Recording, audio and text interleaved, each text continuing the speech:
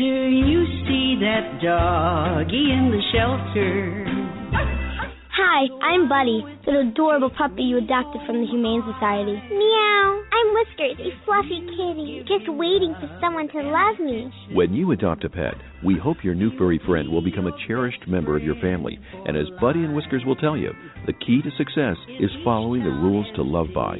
Woof, that's right. Please give me food, water, and exercise every day. To stay healthy, I need the same kind of things you need. Talk to me. I like hearing your voice. You're my best friend. Please don't stay mad at me or lock me up as punishment. Remember, I'm probably going to live 10 to 15 years, so take care of me when I get old. One day you'll need someone to take care of you, too. A message from the Montgomery County Humane Society. Visit www.mchumane.org for the complete rules to love by. Be your best friend for life.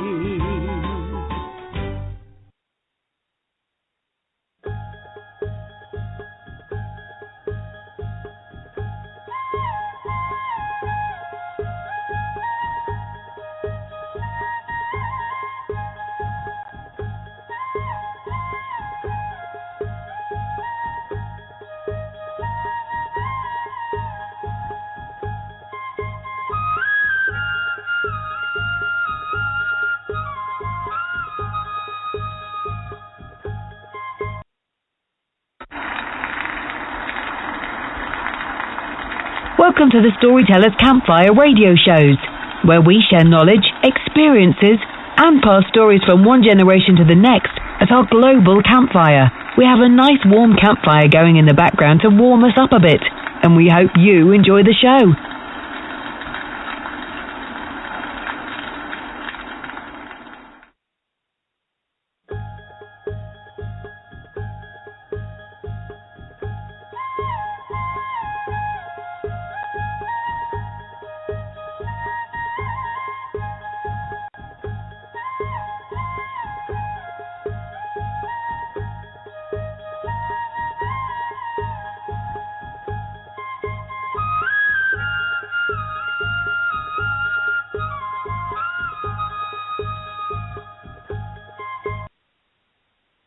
Good evening, and welcome to our Campfire Musicians segment tonight.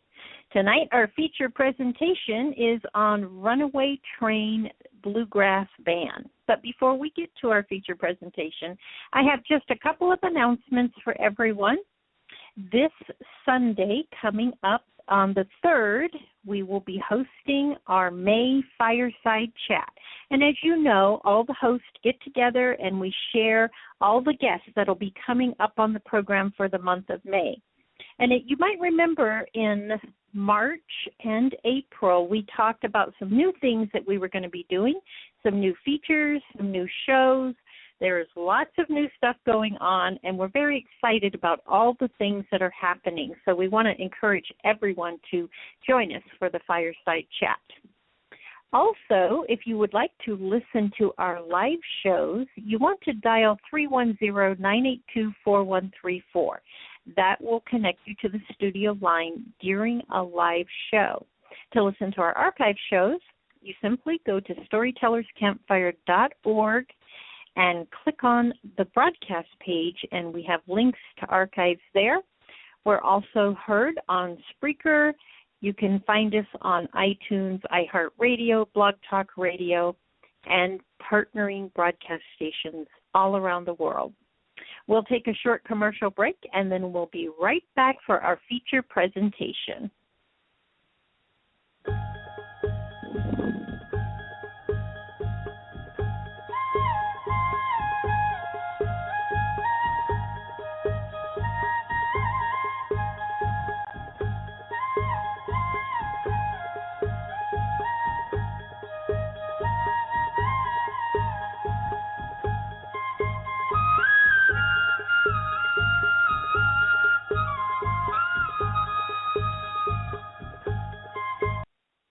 More than 1 million wild animals are killed each year illegally. Poaching is a major threat to our country's wildlife. I'm Tom Barry. I'm an actor with a desire to preserve living space for wildlife. The Humane Society Wildlife Land Trust does just that. Works with private landowners to protect wildlife, to preserve natural habitats. To learn more or to work with the Humane Society Wildlife Land Trust, call 800-729-SAVE. That's 800-729-SAVE, or visit wildlifelandtrust.org. Thank you.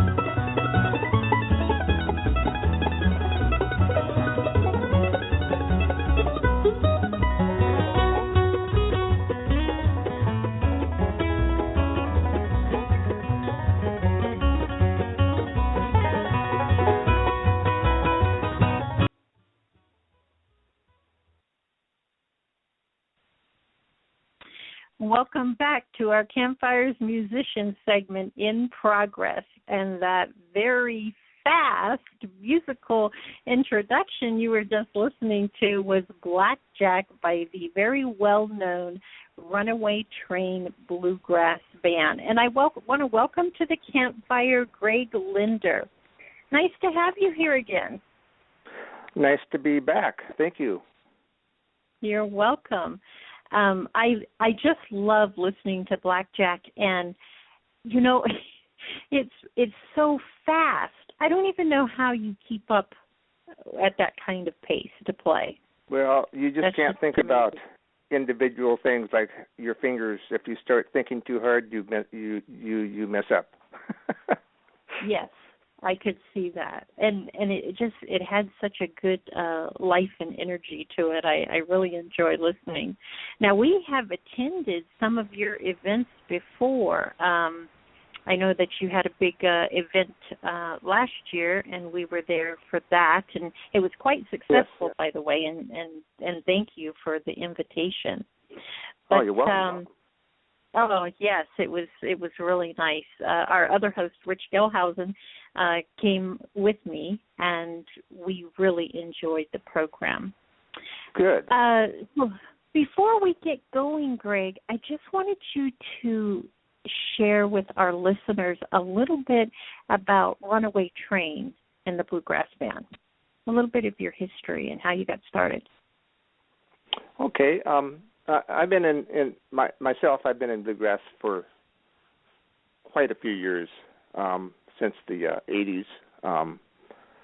And around 2000, one of my other bands decided to, we quit as a band, and eventually Runaway Train formed from started out as a jam, a weekly jam at a place in Olympia called the Columbia Street pub, and it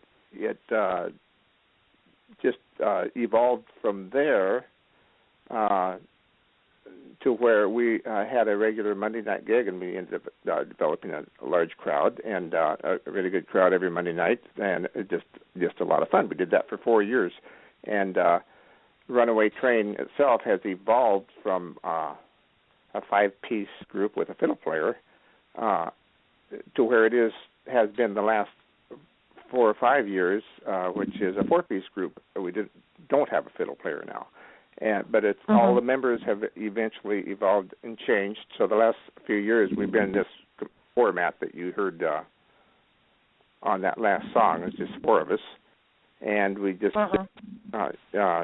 I guess I'm the last original member of the band, but it is Runaway Train has been around for 15 years. And, very well known in the Pacific Northwest. Yeah, one thing about the band, we don't play out hardly at all anymore, mainly because we are scattered now, and one of our members, our banjo player that you just heard, is on the East Coast. He's in the Coast Guard Academy. Oh, okay. And so we play probably 2 times a year, once for the midwinter bluegrass extravaganza that we do at the same place we do our festival, and it's a benefit for the festival. We have 3 or 4 bands that play that evening, and then we play for the festival, which is coming up in 2 weeks. Yes, that's the one that we went to, and the midwinter one, and it was very enjoyable. We were quite impressed, and we did a brief show on it and let people have get some little previews of what some of your events are like, and then I know that you have been working with these events for what? Is it going on 10, 11 years now?